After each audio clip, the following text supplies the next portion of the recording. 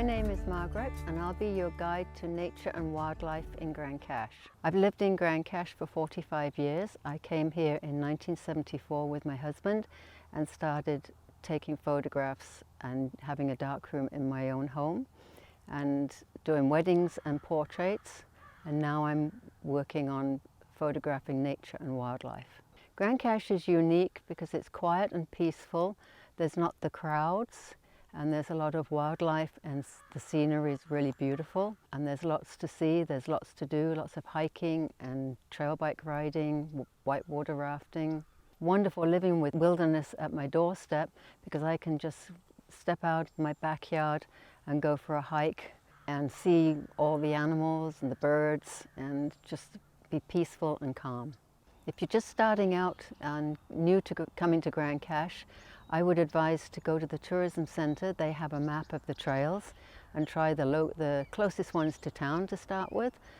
Down at Victor Lake and Grande Cache Lake there's trails, and out to Sulphur Gates, and also down by the Smoky River. Those would be the best ones to start. The weather in Grande Cache is pretty unique.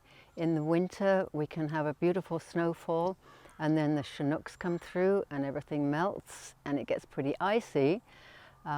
The springtime is amazing because the birds are coming through on their migration, and it's really lovely to see the new spring green leaves coming out. In the summertime the trails are great to walk on, horse riding is wonderful to go, and in the fall the colours can be absolutely stunning. If you're visiting Grande Cache, you can expect to see deer, elk, moose, sometimes caribou, depending on the season that you come through, and the same with the bears. You have to be very careful hiking on the trails because of the bears. For birds, there's osprey, there's loons, there's ruffed grouse, spruce grouse.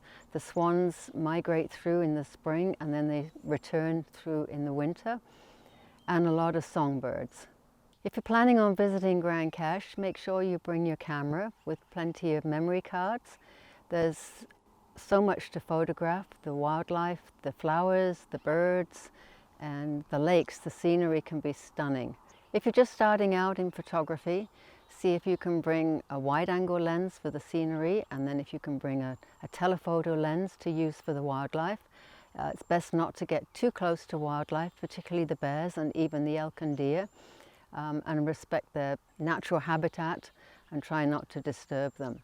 But just be quiet and enjoy taking photographs, as many as you can. If you're coming to Grande Cache with your family, both Grande Cache Lake and Victor Lake are really good for taking children and wandering around the trails. And going out to Sulphur Gates, just make sure you stay safe and stay behind the railings. My perfect day for taking nature photographs is when it's slightly overcast, there's not too much bright light, and everything's calm. Other days that can be really good are as if it's raining but not too hard, and it changes the condition of the lighting, or even if it's snowing. That can create some very different kind of photographs. My favorite spot early in the morning is Grande Cache Lake. In the springtime the Canada geese come through and they have their babies, and the swans are sometimes swimming.